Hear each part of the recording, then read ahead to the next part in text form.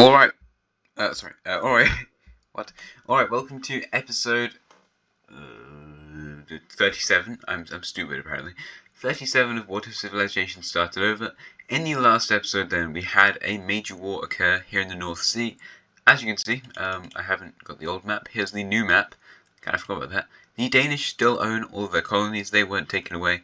However, we have this disgusting border up here in Scotland. I hate how these two colours go with each other. Scotland was able to keep the Shetland Islands because that used to be the capital. However, Ireland has taken over all of this northern stuff along with the Orkney and Faroe Islands, so Ireland's actually reasonably strong now. The Dutch and the English both got a lot of land. The Rhineland country got some land, and their borders look less bad. They actually look kind of cool now. East Germany is now just all of Germany, pretty much. Well, most of it, kind of. And they're pretty strong. The Norwegian country, well, there's a new one now, and the Swedish are back, which is cool. These guys didn't get anything, I don't think. Oh no, the Polish got a tiny bit over here. They split that with the Germans. But that was pretty much the entire peace treaty and the entire episode. So, in today's episode then, we're going to have 3 new ideologies. I'm very excited about this because ideologies are fun. So let's do that. And first off, we're going to be going to Denmark. So Denmark just got absolutely destroyed in a war. If we look at... If we look at the power rankings, we can see that Central Asia is the strongest still. Don't know how much longer that's going to be, but I don't know. Mesopotamia is in second. They're just really not doing great, though. They're not having a really fun time existing, but they're doing fine-ish. There's just a few rebellions. There's the Bulgarians in third. They're still going, like, their economy's still going up, I suppose. And it's Korea in fourth, they're very strong. Spain in fifth, Turkey's in sixth, so they're doing pretty well. Bengal is in seventh, so yeah, they've got new colonies. The South Indian country, which is what I'm going to call them now, is in eighth. Ninth is Greece. To be honest, Greece and the Pyrenees country are probably interchangeable now. Greece might actually be number 10. You know, they're probably number 10 now. So there you go. There's our power rankings. I don't know if I updated this, but I probably did. So 1670 is the year. Let's take off that layer and get on with our ideology stuff. Because yeah, Denmark. So Denmark didn't have a great time. In fact, the people just really hate the Danish king at this point. So if we look at Denmark, they're a monarchy. However, their king just got, well, it's not really assassinated. A lot of people just came in and the guards were like, I don't care. And the guards just let them kill the king. So that's mean. And what happens after the random people just come and kill the king of Denmark? Well, we see a new democracy created. The world's first ever democracy is created in the nation of Denmark. It's of course a flawed democracy because it's not a pure democracy. The amount of people who can vote in this country is very small. It's like if you're rich, if you're of all these classes and all these things. So most people can't vote, but it is a democracy, just a very flawed one. Whilst this is all going on, there's a lot of turmoil in the rest of the Danish country, and unfortunately for Denmark, all of their colonies break away. And by break away, I mean they just broke away as one country. It wasn't like a fully thing they were going to do, but ended up that they're not very strong. There's like, what? There's not really that many people. Why is that? Oh, I see. I was on the wrong there. There's not that many people in Denmark's colonies, maybe like 50,000, possibly more, across all of these colonies. So they all break away as one united nation. It's pretty cool. It's pretty big for the world. But where's the capital going to be? You know, it's a massive country. Where are they going to put the capital city? If we look at the major cities of this place, there's a few over here in America. I don't know if you can see that well, but there's a couple in Newfoundland, 1 in Greenland, 3 in Iceland. And in the end, due to the fact that Iceland is closer to like, richer parts of the world than Europe, because there's not a whole lot of people that live in America, especially not in the northern areas of North America. The capital of this country will be put over here in Iceland. So there we go. The Danes are also apparently still here. But yeah, we've had all of Iceland, all of Greenland, the Danes owned, even Jan Mayen and all of these colonies created as their own new nation. Pretty exciting. So I thought that would be a fun thing to do, and Denmark is now just incredibly poor. Moving on down here to southern India, there we're going to be getting a new ideology. If we look at their actual ideology at the moment, it is currently an aristocracy, just like the yellow country.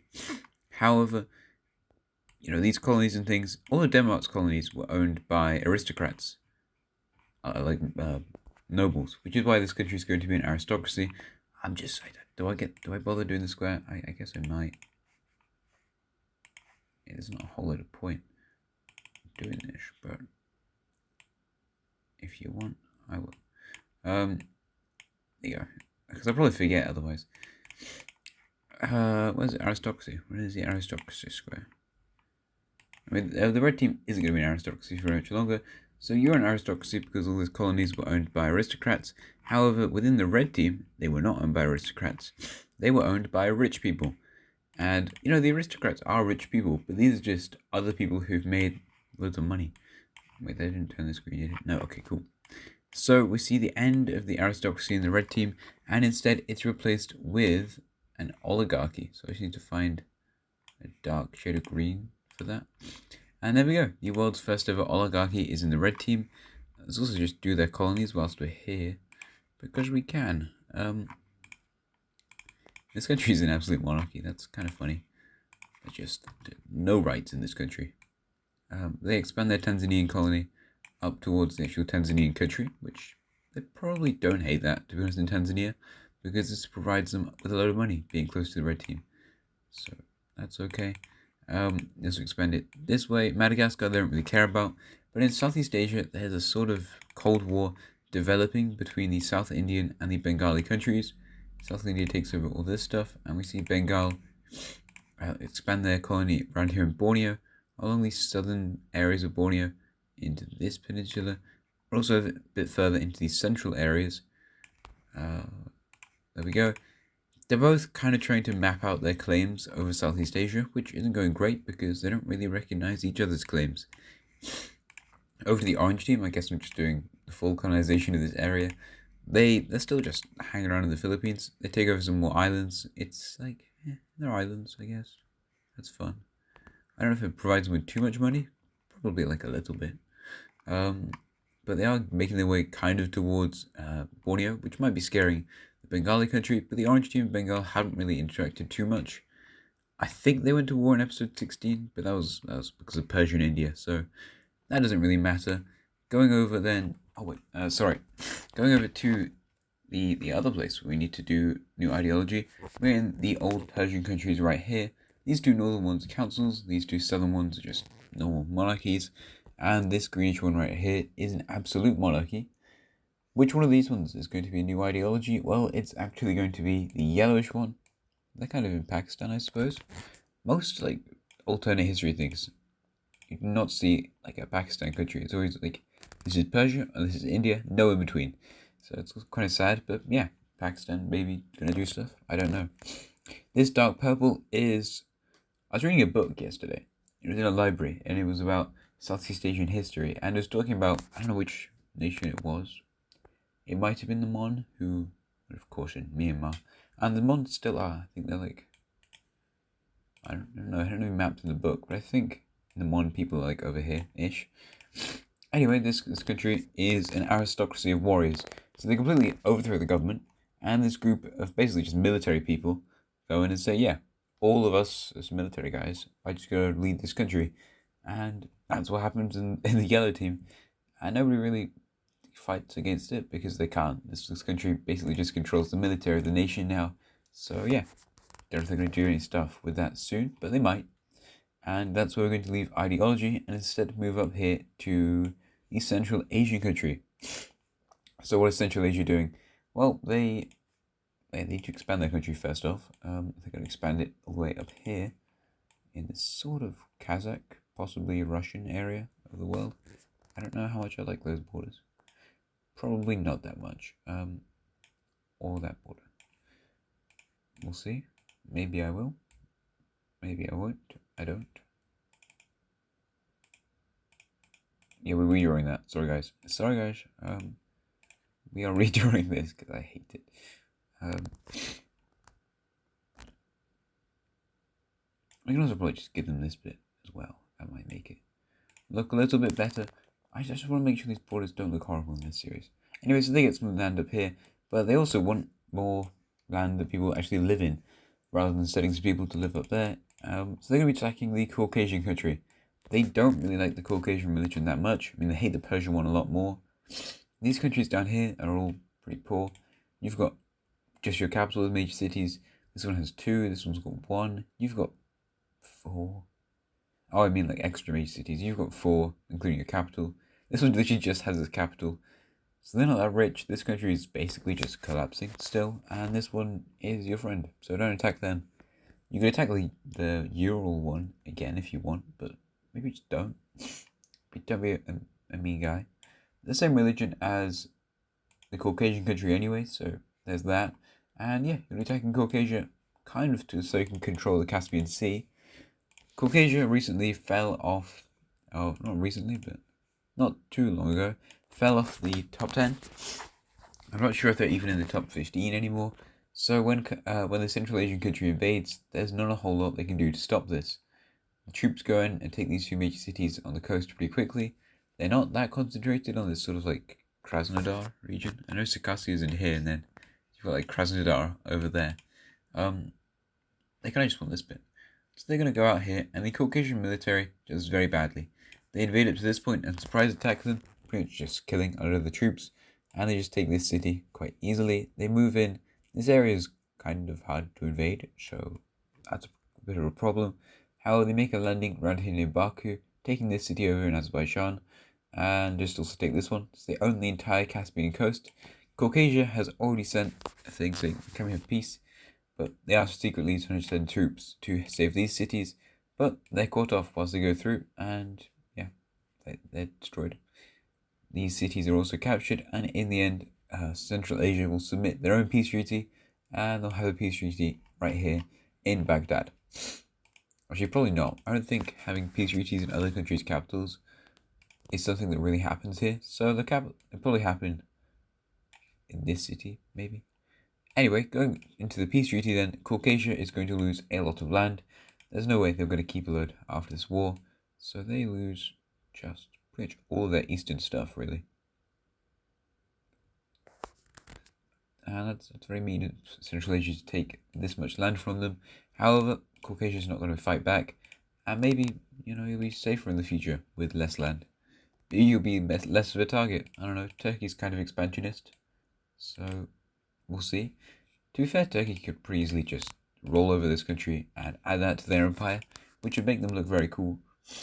But there you go, here's our new borders in Caucasia. The Caucasian country is basically now just Krasnodar. The Krasnodar Krai. So there we go. Update in Caucasia.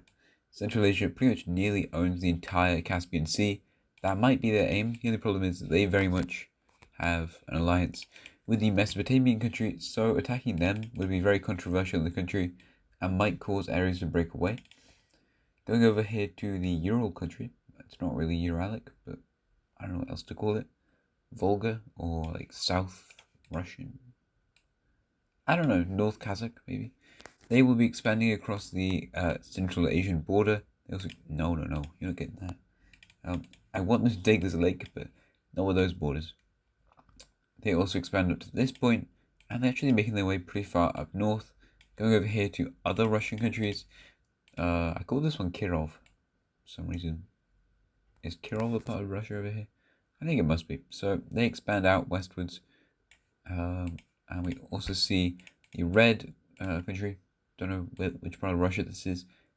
In my mind, I think I called them Volodka, but I don't know where Volodka is either. And it might just be a province, or I think it might be a city, so I'm not sure. But yeah, new countries expanding into Russia. Russia is becoming more of a habitable region now.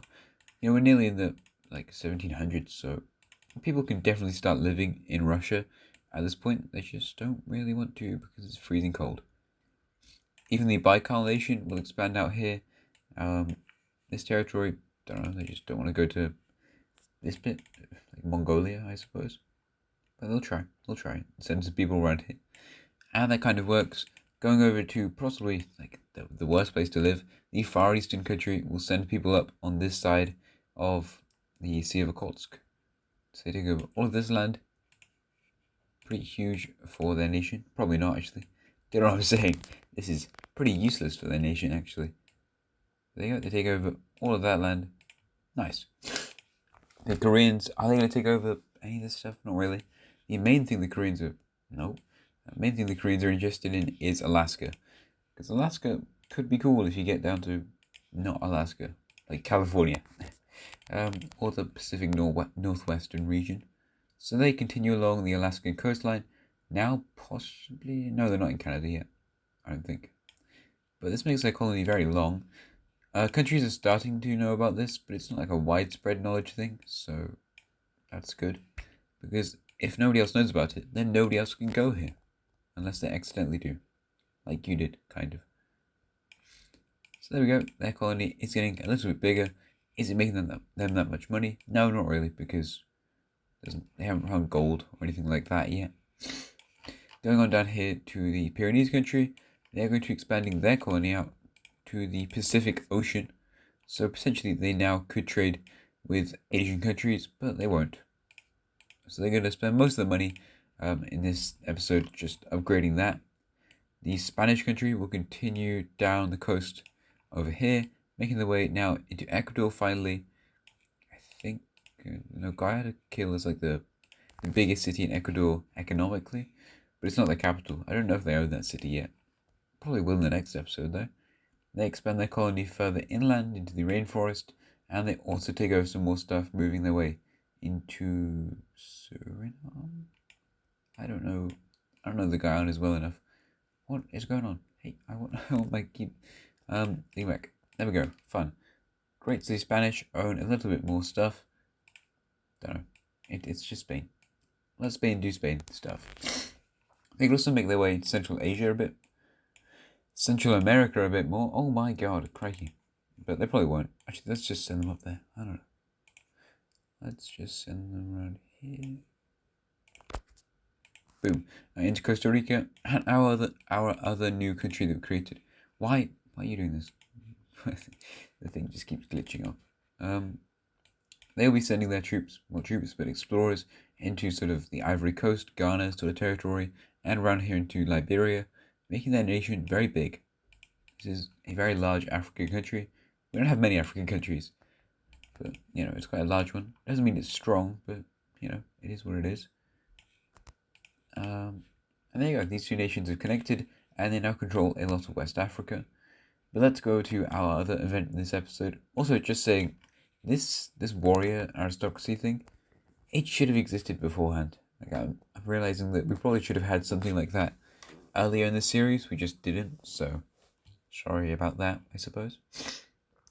But let's go to Orange China. Orange China, at this point, is very annoyed. Why is Orange China annoyed? Well, if you look at the religion map, we need to grab this. Because Korea just did something very rude. Very mean. Actually, you need to go back off this again. Because I need to look at the Korean sphere of influence. Because the Koreans just denounced the actions of China's religion. They don't like the old Chinese religion, and them and their allies have all submitted this new religion. So it's like a new version of the Chinese religion. It's not an entirely new religion. It's just they worship it in a different way. And I'm colouring it in like this because it's easier. I know the border would be definitely a lot different to that. Not everyone would switch over to this. I don't think I've actually coloured in Alaska. Okay. Just do... The islands don't want to switch over. The islands want to stay with the old Chinese religion. Did I do Alaska? I did. Whoa. Why did I do that? That's surprising. But yeah, all this switches over to the new Korean religion, and China is very, very unhappy about this, so they're going to try and retaliate. As you can see, their religion has dropped a lot in the amount of land it controls, and some of this is pretty populous, not all of it though, especially not this bit. So what China does is they fund rebels within the Korean country, and Korea, they work out this is happening, they're like, hey China, stop it, you scumbag. And by China I mean Orange China, obviously. They have their main one here. The rest of these guys are pretty poor. This country is making their way up here. The blue one. It's been poor for a long time. Guangxi is definitely the second strongest here, though.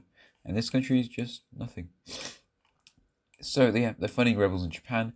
This area is very hard to fund because it's pretty far away. And also, they make a lot of money from Korean colonization over here. So, why is that there? They're fine. However, over here in the rest of this territory, they're just rebelling. And finally, we see the actual rebels take hold and take command in some of these territories. So, what does that look like? We see this island break away into its own sort of thing. Up here in the north, then, we see that is literally just the same color. That's still kind of the same color. I wanted to make it green, but apparently just no. Here we go. We see this greenish rebellion take control. Definitely not going to stay like that, though, because the Koreans will move in to occupy some of that territory until they just move back in to occupy it, because you are on this wrong island. They take control here in the north. Over here in the east, then we see a bluish. Let's go bluish. Why not? A bluish rebellion exist. It's a pretty large one, actually. Whilst around here in the south, we've got a sort of orangey red one that appears, taking over lots of these islands. And for the final area of Japan, which color don't we have yet? A yellow one? No, we do have that, kind of. A light blue rebellion. Fun. So, the Koreans... So, what the hell happened, China? You scumbag. You made all these guys rebel. So, Korea's not very happy about this, and in fact, we'll see another very small rebellion occur. I don't know what color to make this one, but I'll just make it this color, as these islands will rebel away as well. Just these very small islands down here. Korea will try and send its forces in. However, they do all the work. They do some pretty good stuff at stopping these guys, launching naval invasions and stuff. People here in the north end up in this area. They cut this bit in two, trying to separate off these rebellions. But it's just very, very tricky to do. These rebels are actually pretty good at being countries. They keep fighting back against the Koreans, and, long story short, the Koreans just do not do very well. These rebels keep popping back, and even some of the troops that they enlist are people that are from these ethnicities and special groups. Not special, but that's what I meant. Certain groups here in Japan, and it means they can really easily push back against the Korean forces, because nobody really wants to fight their own citizens. They're also receiving money and volunteer troops from China. So, in the end, we see a peace treaty drafted up between all these countries. So, orange one, that should be kind of easy. You just get this entire island down here. As for this orange country, I'm just going to do it in a basic sort of way, where I'm like, the land you occupied at the end is basically what you're just going to get. So, you lose out on this province. However, the orange team will be gaining this entire province right over here. Sorry, this bit's always kind of boring, and I don't like that. So, I might need to find a more efficient way of doing things like this, but I probably won't. So, sorry. Is the blue team's southern border sorted out? Building major cities in a second. Oh my god, this border is terrible. How am I ever going to do this? Oh wait, all of them go to the dark blue country, except this one. We'll give this one to the light blue one, just because I'm feeling nice. But the light blue one didn't really fully occupy any provinces at all, apparently. So the dark blue country is going to have a great time becoming a very powerful Japanese country. Taking over this province right here, along with this large province. So you get this bit of land, and this bit over here. Cool. So you get this province, this province, this province, this province, and this province. Lovely. The blue team, they can push back a tiny bit around here. And now we just need to settle this border up here in the north. So, blue team, I want to give you some land, because I feel like you're in a bad spot right here. There you go. And as for this greenish country, you can easily just take this stuff from there. Lovely. So that took a while. Sorry about that. But here are our new borders of Japan. This is entirely not planned. I had no idea what I wanted this to look like, which was probably a bit of a silly idea. But I thought it would be more fun if I just didn't have a lot of things planned for this, because otherwise it would be pretty boring. So the pink country will put their capital over here. As for this island chain, which I kind of forgot about being a country, they get their independence. They're going to put their capital on this island, because why not? Boom. The orange country will put their capital right over here. The blue country is going to put theirs right here. The lighter blue country will put theirs on this peninsula, and the greenish country will put theirs over here. So, zooming out, the Koreans have lost most of their Japanese holdings. They still own this northern Japanese island, Sakhalin, and all this stuff, and that's what they mainly needed. I'm going to shift a few of these colors a little bit. I don't really like how they all blend, Especially this one. This one I think is just throwing it off a little bit. So we're going to make it more yellowish. Yeah, that's probably better. Actually, this blue one as well. I don't like that as much.